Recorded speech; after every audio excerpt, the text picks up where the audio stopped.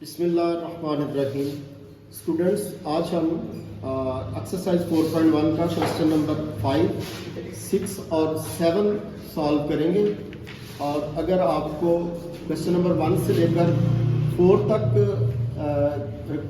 Questions देखने हैं तो वो आप हमारी प्रीवियस वीडियो में देख सकते हैं। बिस्मिल्लाहिर्रहमानिर्रहीम। स्टूडेंट्स, क्वेश्चन नंबर 5 स्टेटमेंट ये है इसमें कि ए बी सी हमारे पास जो है ना किसी ट्राइंगल के वर्टिसेस हमें फाइंड करने हैं, जबकि उसकी साइड्स के मिड पॉइंट्स जस्ट लाइक एक मिड है हमारे पास ए बी का, उसको हमने डी का नाम दिया है, बी सी का मिड है ई, और इसी तरह से ए सी का मिड पॉइंट है हमारे पास एफ। तो हमें ए बी और सी ये 3 वर्टिसेस फाइंड करने हैं। चूँकि आप देख रहे हैं कि हमने लेट कर लिया है A B C are the required vertices और D E F are the mid points of A B, B C and A C. सबसे पहले हम डी पॉइंट को डिस्कस करते हैं जो कि ए बी का मिड है। Since D 1-1 is the mid point of the A B, so you can write 1 is equal to the x1 plus x2 by 2। ये मिड पॉइंट का फॉर्मूला हम लास्ट लेक्चर में डिस्कस कर चुके। Similarly -1 is equal to 1 y1 plus y2 by 2। अगर आप इस 2 को इधर शिफ्ट करेंगे तो x1 प्लस x2 आपके पास 2 के इक्वल हो जाएगा। इसको हमने इक्वेशन नंबर 1 का नाम दे देना। इसी तरह से y1 plus y2 divided by 2, और 2 को आप इधर शिफ्ट करेंगे तो ये y1 plus y2 is equal to -2, ये सेकंड इक्वेशन आ जाएगी। नेक्स्ट E जो है ना वो हमारे पास B और C का मिड है। E is the mid point of the BC। तो इसी तरह से हम मिड पॉइंट का फार्मूला यूज करेंगे। -4 will be equal to x2 plus x3 by 2 and -3 will be equal to y2 plus y3 by 2। यहाँ से हम x2 प्लस x3 लिख सकते हैं -8 और y1 प्लस y2 को हम लिख सकते हैं -6। ये हमारे पास थर्ड इक्वेशन है और ये वाली फोर्थ इक्वेशन। इसी तरह से हमारे पास जो पॉइंट F है, F हमारे पास AC का मिड है। फिर यहाँ भी मिड पॉइंट का फार्मूला यूज़ करेंगे। -1 हो जाएगा आपके पास x1 प्लस x3 बाई 2, और ये जो 1 है ये हो जाएगा आपके पास y1 प्लस y3 बाई 2। 2 को इधर शिफ्ट करेंगे, x1 प्लस x3 -2 के इक्वल आ जाएगा, y1 प्लस y3 आपके पास 2 के इक्वल आ जाएगा। इन इक्वेशंस को हमने नाम दे लिए। ये हमारे पास फर्स्ट इक्वेशन, ये सेकेंड, ये थर्ड, फोर्थ, फिफ्थ, सिक्स्थ। जो पहली ये इक्वेशंस है 3, 1, 3, 5, ये सारी की सारी x1, x2, x3 पर मुश्तमिल है, और ये जो सेकंड, फोर्थ और सिक्स्थ है ये हमारे पास y1, y2, y3 पर मुश्तमिल है। अब इन तीनों इक्वेशंस को, ये वाली 1, 3 और 5 को सॉल्व करके हम x1, x2, x3 फाइंड करेंगे, और सेकंड, फोर्थ और सिक्स्थ इक्वेशन को सॉल्व करके हम y1, y2, y3 कैलकुलेट करेंगे। जस्ट लाइक हमने इक्वेशन 1 में से इक्वेशन 2 को माइनस किया है। जस्ट लाइक ये देखिए x1 प्लस x2 2 है, x3 प्लस x2 -8 है। अगर माइनस करेंगे नीचे साइन चेंज करके हमारे पास आ जाएगा x1 minus x3 is equal to 10। इस इक्वेशन को हमने 7th इक्वेशन का नाम दे दिया। ऐसे ही हमने इक्वेशन 2 और 4 को आपस में सब्ट्रैक्ट कर दिया। y1 plus y2 -2, y3 plus y2 -6 है, तो इसको सब्ट्रैक्ट करेंगे तो हमारे पास y1 माइनस y3 ये इक्वेशन इक्वल टू 4 आ जाएगा। इस इक्वेशन को हमने इक्वेशन नंबर 8 का नाम दे दिया। अब हमारे पास पहले 6 इक्वेशंस थी, अब हमारे पास टोटल 8 इक्वेशंस हो गई। अब इनको यूज़ करके हम नेक्स्ट इक्वेशन 5 को और इक्वेशन 7 को, ये इक्वेशन 5 है और ये इक्वेशन 7 है, इन दोनों को हम ऐड करते हैं तो आप देख सकते हैं यहाँ से x3 से कैंसिल और 2x1 हमारे पास 8 के इक्वल आ जाएगा। यहाँ से x1 4 आ जाएगा। अगर x1 को हम इन 7th इक्वेशन में पुट करते हैं, 7 इक्वेशन आपके पास यही है, x1 यहाँ पर पुट कर दिया, ये हमारे पास 7th इक्वेशन थी, x1 minus x3 is equal to 10। यहाँ जब हम x1 की जगह पर 4 पुट करेंगे, 4 माइनस x3 10, और यहाँ से x3 की वैल्यू 4 माइनस 10 और x3 हमारे पास जो है ना वो -6 आ गया। जब x3 को हम इक्वेशन नंबर 3 में पुट कर दें, इक्वेशन 3 हमारे पास ये थी x2 plus x3 is equal to -8। इसमें हम x3 की वैल्यू यहाँ पुट करते हैं -6, तो यहाँ से x2 हमारे पास आ जाएगा -8 प्लस 6 -2। ये x1, x2, x3 की तीनों वैल्यूज़ हमारे पास एक आ गई। ये आ गया हमारे पास x1 इज इक्वल टू 4, यहाँ से हमारे पास x2 आ गया ये, और ये x3 हमारे पास -6। ये x1 x2 x3 आ गया। सिमिलरली यहाँ से हम इक्वेशन नंबर 8 पिक करते हैं। इक्वेशन 6 और इक्वेशन 8 को अगर हम प्लस कर लें और इक्वेशन 6 से आपके पास y1 plus y3 plus equal to, और इक्वेशन 8 आपके पास y1 minus y3 is equal to 4। इन दोनों को हम ऐड करेंगे, y3 जो है ना वो कैंसिल हो जाएगा और 2y1 6y1 हमारे पास 3 आ गया। अब y1 को हम इक्वेशन 6 में अगर पुट कर दें, इक्वेशन 6 हमारे पास थी क्या,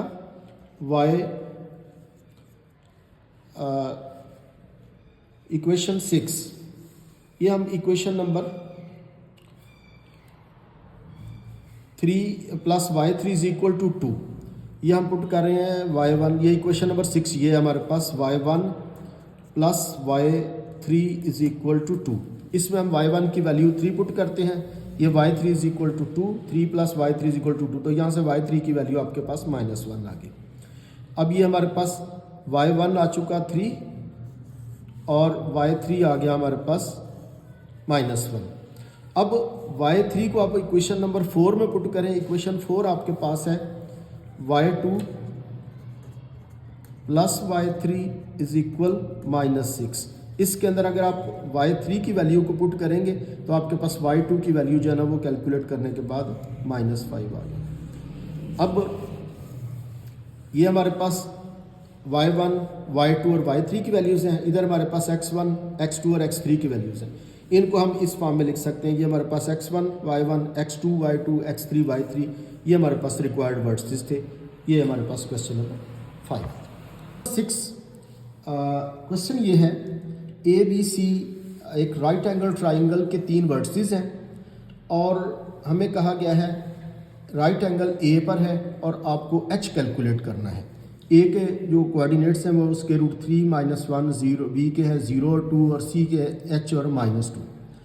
अगर आपके पास एक राइट एंगल ट्राइंगल हो और उसमें 90 का एंगल राइट एंगल हो भी ए पर, तो ए के सामने वाली साइड को हम जो है ना वो हाइपोटेन्यूज कहते हैं और इसमें से इसको हम परपेंडिकुलर कह लेते हैं और इसको हम बेस कह लेते हैं। राइट एंगल ट्राइंगल के लिए ज़रूरी है कि उसमें पाइथागोरियन थ्योरम होल्ड करेगा और हम इसको राइट एंगल ट्राइंगल में पाइथागोरियन थ्योरम को यूज़ करने के लिए हमें इसमें लेंथ चाहिए ए बी की, फिर बी सी की, फिर हमें ए सी की। तो हमने चूँकि पाइथागोरियन थ्योरम यूज़ करना है, पाइथागोरियन थ्योरम आपके पास होता है hypotenuse whole square perpendicular whole square plus base whole square. तो इसमें मैं हाइपोटेन्यूज चूँकि मेरे पास BC है तो BC का स्क्वायर हमें कैलकुलेट करना है, इसलिए बेस हमारे पास AB है तो AB का स्क्वायर कैलकुलेट करना है और हमारे पास परपेंडिकुलर अगर AC है तो AC का स्क्वायर कैलकुलेट करना है। तो mid point distance formula use करेंगे हम इसमें। AB स्क्वायर हमारे पास क्या हो जाएगा, ये अगर AB है तो ये हमारे पास अगर फ़र्ज़ कर लेते हैं कि ये हमारे पास x2 ये y2 है और ये हमारे पास x1 और y1 है। तो फार्मूला आपको पता है x2 minus x1 whole square y2 minus y1 whole square है। तो यहाँ पर x1 y1 x2 y2 की वैल्यूज़ यहाँ पुट करें तो हमारे पास आ जाएगा 0 minus √3 whole square plus 2 plus 1 whole square. अगर इसको कैलकुलेट करते हैं तो हमारे पास AB स्क्वायर जो है ना वो 12 आ जाता है। इसी तरह से आप AC स्क्वायर कैलकुलेट करने के लिए AC को आप अगर फर्ज करें इसको x1 y1 इसको x2 y2 तो हम x2 minus x1 y2 minus y1 इनकी वैल्यूज पुट करते हैं तो हमारे पास आ जाता है h माइनस √3 का स्क्वायर और -2 प्लस 1 का स्क्वायर। यह आ जाएगा h square plus 3 minus 2 √3 h plus 1। इसका स्क्वायर ओपन करने के बाद हमारे पास AC स्क्वायर आ जाएगा h square plus 4 minus 2 √3 h। ये हमारे पास AC स्क्वायर आ गया। सिमिलरली आप BC का स्क्वायर कैलकुलेट करेंगे। इसमें आपके पास अगर ये x2 y2 है तो इसको x1 y1 कर लें तो आप x2 माइनस x1 या x1 माइनस x2 का स्क्वायर भी कर लें, उससे फ़र्क नहीं पड़ता। तो ये हम लिखते हैं h minus 0 whole square plus -2 whole square. यहाँ पे h स्क्वायर प्लस 16 आ जाएगा, ये -2 और -2 4 हो जाता है, -4 का स्क्वायर 16। तो चूँकि ट्राइंगल जो है ना वो हमारे पास राइट एंगल ट्राइंगल है, हम पाइथागोरियन थ्योरम यूज़ करते हैं। तो पाइथागोरियन थ्योरम मैंने ये लिखा हुआ है AB whole square plus AC whole square is equal to BC whole square. तो AB की वैल्यू 12 है, AC की वैल्यू आपके पास h square plus 4 minus 2 √3 h है और BC स्क्वायर की वैल्यू आपके पास h स्क्वायर प्लस 16 है। इसमें से एच स्क्वेयर को आप एक्स स्क्वेयर से कैंसिल कर सकते हैं, 12 और 4 16, और इससे 16 से कैंसिल होके तो हमारे पास ये आ जाएगा -2 H square root 3 is equal to 0। तो यहाँ से आपके पास एच की जो वैल्यू है वो हमारे पास 0 आ जाएगी। ये हमारे पास था क्वेश्चन नंबर 6। स्टूडेंट्स, हमारे पास next question number 7। Question number 7 में हमसे दोबारा से जो है ना वो इसमें भी ए और बी सी 3 पॉइंट्स दिए हुए हैं और उनके वर्टिसेस में एक -1h है, दूसरा 3 और 2 है, तीसरे का 7 और 3 है, और कहा गया कि ये तीनों पॉइंट्स जो है ना वो कोलिनियर है, एक ही लाइन पर है।